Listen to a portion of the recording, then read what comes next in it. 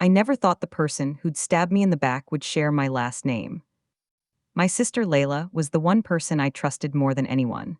We were only 14 months apart, practically twins in everything but biology. We shared clothes, dreams, secrets, and for a while, I thought we shared the same drive to build something bigger than ourselves. From a young age, I was obsessed with innovation. I used to take apart radios and old phones just to understand how they worked. By college, I was already pitching tech startup ideas at campus events while Layla, glamorous, charming, a natural people magnet, majored in marketing.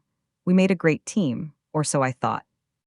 I had this one idea, a platform that would change the way small creators could license their work, especially artists, musicians, and writers, giving them instant contracts and secure payments. I called it Inky. It was clunky at first, but the tech was solid. I coded the backend myself. Layla helped with the mock-ups, the branding, the pitch deck.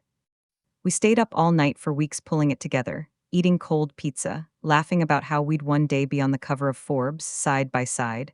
She told me, "You're the brain, I'm the charm. Together, we're unstoppable." And I believed her.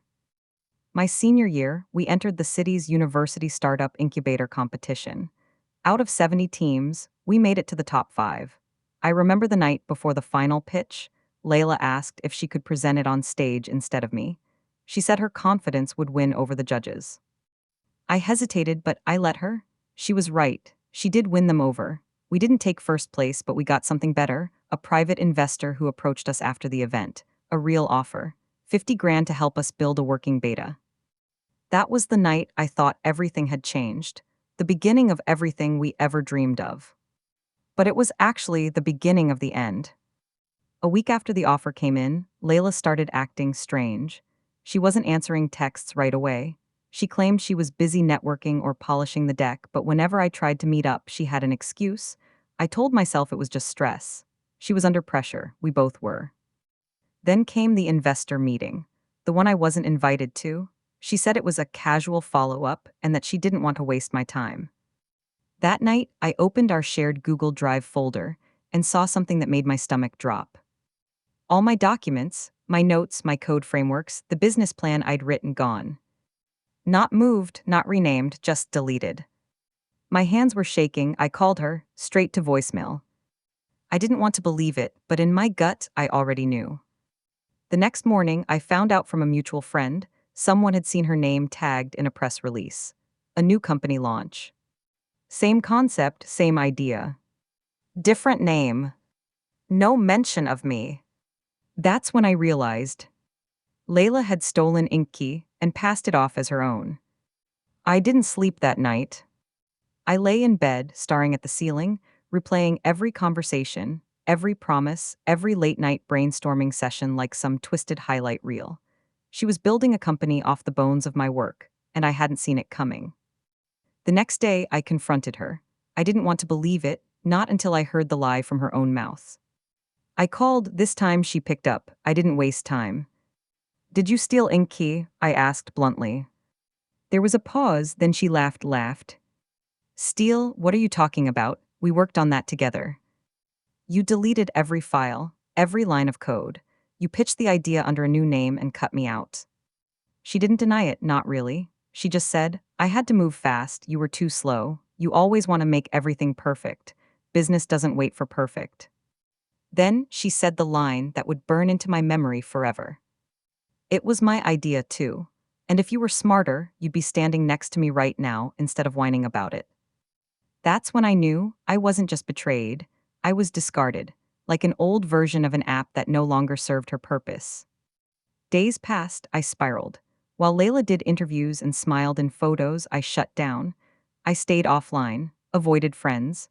I dropped out of the startup incubator and ghosted the mentor who had believed in us. And yet, I couldn't stop watching her rise. I saw the company's launch on social media. They renamed it Bindery, sleek, minimal, fake. Same tech concept, but now it had a clean investor-backed team and a flashy website that made it look like it was born from genius. Except I was the genius. She didn't just steal my code, she stole my identity, my vision, my dream. And it was working. Within 6 months, she had a tiny team, a round of funding, and a working beta. I saw screenshots of the user interface and nearly punched my screen. It was my layout, just reskinned. Even the auto licensing contract flow? Mine. Friends who didn't know what had happened started tagging me in her posts. Your sister's killing it, they said. You must be so proud. Proud? I was rage incarnate. But here's the thing about rage, it's messy when you act on it too soon. And Layla? She was sloppy in ways she didn't realize. I began tracking everything, quietly, carefully. I knew her well enough to know she couldn't maintain a backend system on her own. She was good at sales and surface, but structure, codebase, stability, that was never her strength. So I started collecting, watching interviews, skimming her site, analyzing feature rollouts. I knew the investor who backed her. I knew the developers she hired, and more importantly, I knew their weaknesses. For the first time in months, I wasn't grieving anymore. I was planning. I wasn't going to make noise. I wasn't going to publicly drag her name. I was going to take back what was mine, quietly, thoroughly, and without mercy. And the first step, disappearing just enough so she'd forget I ever existed. The best revenge doesn't happen in the heat of the moment. It happens when they think they've won. Layla believed I was done. Out of the picture, irrelevant. But while she was busy posing with wine glasses and female founder hashtags, I was building something she couldn't see because she never thought to look behind her. First, I reassembled everything she deleted, line by line, system by system. Fortunately, I had backups, old drafts, notebook sketches, email chains she didn't know I saved. I started refining the core concept of InkKey, this time with everything she couldn't steal, the improvements I never shared. I didn't want to compete with her directly at first. That would be obvious and risky. Instead, I started working freelance with companies she was targeting, quietly offering tech consulting under an alias, fixing the very problems her team was causing. It gave me insight into her clients, her weaknesses, her back-end flaws. And yes, her product was glitchy. Bindery looked good on the surface, but its foundations were unstable.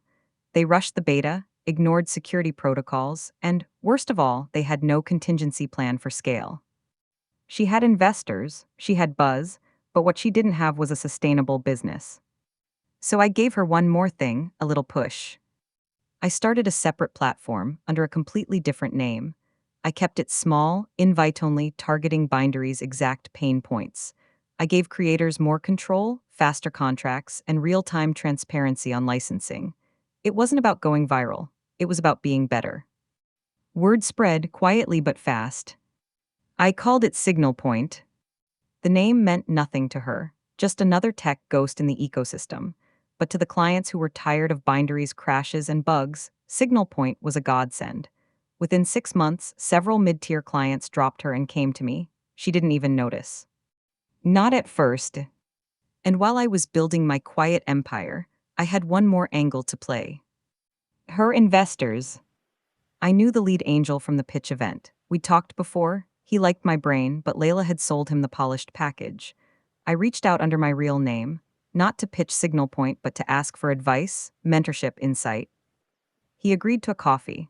And when I showed him the real origin of Bindery, old designs, time-stamped code, Slack messages, his face changed. I didn't ask him to pull his investment. I didn't have to.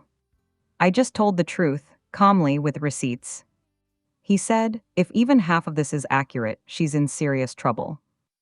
I left him with one final document, a comparison sheet between Bindery and Signal Point, performance, client retention, architecture. I didn't hear back for weeks. But then, I started seeing the cracks in her empire. Layla posted less, one of her lead devs quit, investors pivoted strategy. Bindery tried launching a new feature that crashed mid-demo. And then it happened. A quiet acquisition offer. She posted about it like it was a victory. Excited to announce Bindery has been acquired by a tech partner who shares our vision. No one questioned it. No one suspected. But that partner was me. Through a shell LLC, I'd acquired majority control. Her companies, her branding. Everything she stole from me, now legally mine. And Layla, she signed the deal herself. Didn't even know who was behind the paperwork. She just wanted out. She took her payout, less than what she was hopping for, and walked away. I watched the video she posted afterward. All smiles. All lies. And I smiled too. Because the best revenge is when they hand you the crown thinking they're selling you the scraps. The day the acquisition finalized, I didn't pop champagne. I didn't call friends. I just sat there in silence, watching the final signature come through. Layla had no idea who bought her out. She just thought she'd finally escaped the pressure, the bugs, the burnout. She framed it as a strategic move. A graceful exit, she called it on LinkedIn. But really, it was her surrender, signed, sealed, and handed straight to me. The papers had been routed through a shell holding company. Everything looked legit, clean, invisible. She walked away thinking she'd cashed out of a slowly sinking ship. And I let her believe it. For a little while. I took control of the bindery brand and shut it down within 30 days. No PR, no drama, just a polite notice to remaining users. We're sunsetting this product. Thank you for your support. Behind the scenes, I absorbed everything worth keeping into Signal Point, rebuilt it with my tech, my ethics, my original vision. What Layla tried to destroy now lived on without her fingerprints. And here's where the irony bites. A few months later, she came to a panel where I was a guest speaker. She didn't know I'd be there. I wasn't advertised, just a late addition to a founder Q&A on tech innovation. I spotted her right away, 3 rows back, sitting next to someone I recognized from her old investor circle. When the host introduced me as the founder of Signal Point, she flinched. I saw it. That brief flicker of disbelief. Then realization. Then fear. I stood at the podium, smiled, and said, "The best ideas are the ones people try to steal. The best revenge is building something so good, they can't even recognize it until it's too late." I didn't look at her again. I didn't need to. After the panel, she didn't approach me. She left early, quietly. And for the first time in years, I felt peace. No more anger, no more obsession. Just closure. She tried to erase me. Tried to cut me out of my own future. But instead, she sold me the key to everything I was meant to build. In the end, Karma spoke. And her voice was mine.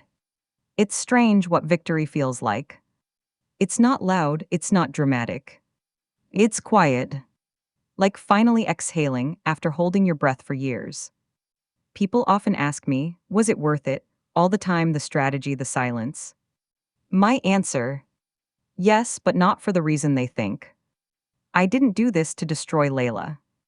I didn't do it to embarrass her or to make a scene. I did it because I needed to take myself back. The version of me she tried to erase, the builder, the thinker, the dreamer, I needed to resurrect that person. And the only way to do it was to reclaim what was mine. I never made a public post about what happened, never exposed her. That would have been easy, cheap. Instead, I let Karma speak in a language she'd understand. Results. Signal Point is now profitable, sustainable, clean. It's everything I hoped Inky could be, only stronger, because it was forged through betrayal, not just ambition. It's Layla. Last I heard, she's consulting for startups now, telling founders how to pitch, how to scale. I wonder if she tells them how to steal too. But that's not my concern anymore. See, real revenge isn't about watching someone else fall. It's about rising so high they can't reach you, even with the pieces they tried to take. And when they finally look up, they won't even recognize the person you've become. That's the kind of revenge no one sees coming. That's Karma's voice.